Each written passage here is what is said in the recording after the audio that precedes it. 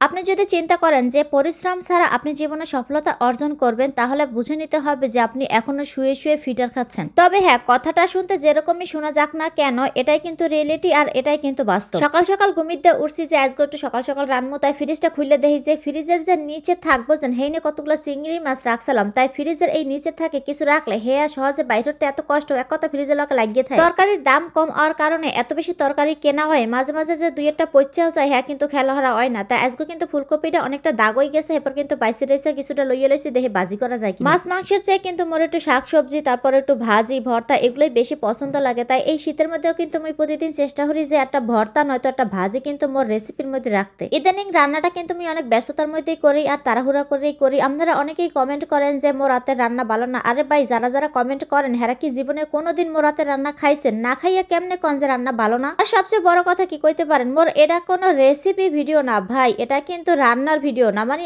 এক কথায় রান্নার চ্যানেল না। মই কিন্তু বারবার আপনাকে এই কথাটা বোঝানোর চেষ্টা করতে আসি, মোর এটা কিন্তু ব্লগ ভিডিও, আর ব্লগ ভিডিওর মাধ্যমে কিন্তু রেসিপি দেখানো হয় না। মোট কথা একটা ভিডিওর মধ্যে কিন্তু রান্না খাওয়া গা গোসল কি হরে না হরে সারাদিন সেগুলো কিন্তু সবই দেখানো হয়। তাই আপনারা কিরফানে এই কমেন্টটা করেন মুই হেই বুঝতে পারি না। আর এই কমেন্টগুলো কারা করে হ্যাঁ কিন্তু মুই জানি, যারা মোর হেটার ছাড়াই কিন্তু এই ধরনের কমেন্টগুলো করে হ্যাঁ মুই জানি। তাই এসব কমেন্ট কিন্তু মোর মোটেও গায়ে লাগে না। এক চুলায় কিন্তু মাংস রান্না বয় দিছি আর এক চুলায় কিন্তু মোর ভাজি হইতে আছে। যে চুলায় ভাজি দিছি সেটা কিন্তু মোর সিলিন্ডার গ্যাস খরচ করতে মোর এত কষ্ট লাগে। একটু মাইপে মাইপে খরচ করি, বোঝেন না? এটা তো নিজের স্বামীর পকেটের টাকা, যদিও লাইনের গ্যাসও কিন্তু বিল দেওয়া লাগে, তাই সিলিন্ডার গ্যাসের খরচটা কিন্তু একটু বেশি হয়। বিকালবেলা আপনাকে বাইয়ের দোকানে গেছিলাম, আপনাকে বাইয়ের দোকানে যাওয়া মানে কি কইতে পারেন, মোর লাগে এটা ঈদ বুঝছেন, ঈদের দিন ওই দিন যেদিন হার দোকানে যাই। তাই আপনাকে বাইয়ে কি কি খাওয়ানো আছে দেখেন, রোল আনছে, এরপর ওই যে চিকেন বল আনছে, আবার কি জানেন স্যান্ডউইচ। এই স্যান্ডউইচটা এত মজা ছিল গাইস, বিশ্বাস করেন। স্বামীর দোকানে যে সময় যাই না কেন সে সময় কিন্তু স্বামী মোর লাগে এই স্যান্ডউইচটা আনে, কারণ হে জানে এটা মোর ভীষণ রকমের পছন্দ। আর চিকেন বলগুলো যে দেখতেছেন হ্যাঁ কিন্তু মই খাবো না, খাইবে মোর মাইয়ে পোলাই।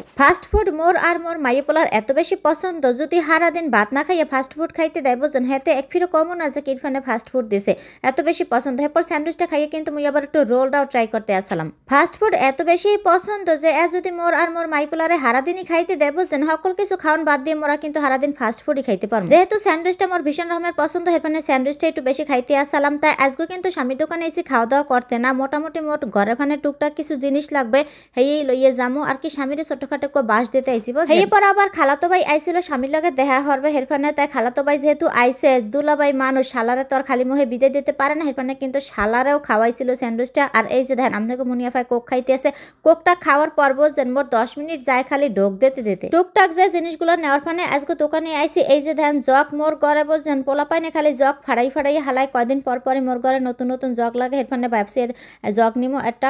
এই যে দেখেন দুইটা কালার আছে, তাই মুই ভাবছি যে স্কাই কালারটা নিমো, কারণ স্কাই কালারটা মোর দ্বারা ভালো লাগছে, প্যারট কালারটা বেশি একটা ভালো লাগে না, হেরফানে কিন্তু এটা রাখিয়ে দিছি। তাছাড়া মোর দ্বারা কিন্তু সবসময় হালকা কালারগুলো একটু বেশি ভালো লাগে, হেরফানে কিন্তু মুই এই কালারটাই নিছিলাম। আর এই যে দেখেন সন্ধ্যার পরে আবার বাসায় আইসি, ফ্রিজ কিন্তু আজকে সারাদিন বন্ধ রাখছিলাম, খালি এই চিংড়ি মাছগুলো ছুটামো, হেরফানে এত পরিমাণ গুতাইছিলাম এই চামচটা, মানে এই প্লাস্টিকের চামচটা দিয়ে, এরপর কিন্তু চিংড়ি মাছগুলো উঠতে আসছিল না। বিশ্বাস করেন মোর এত কষ্ট হয়েছে চিংড়ি মাছগুলো উড়াইতে। ফ্রিজের নিচে থাকে কিছু রাখিয়ে দিলে বুঝছেন হ্যাঁ উড়াইতে যে কি পরিমাণ কষ্ট হয়। তাই এখন হইতে ভাবছি যে ফ্রিজের নিচে থাকে সবসময় বাড়া রাখবো, মানে মশলার যে বক্স টক্স থাকে না সেগুলো রাখিয়ে দিই। মই এই চামচটা দিয়ে খোসাইয়া আজকে এই চিংড়ি মাছগুলো উড়াইতে থাকি। আর আপুরা বাইয়েরা তোমাকে তার ভিডিওটা কেমন লাগছে অবশ্যই মোরে কমেন্টে জানাইও। আল্লাহ হাফেজ।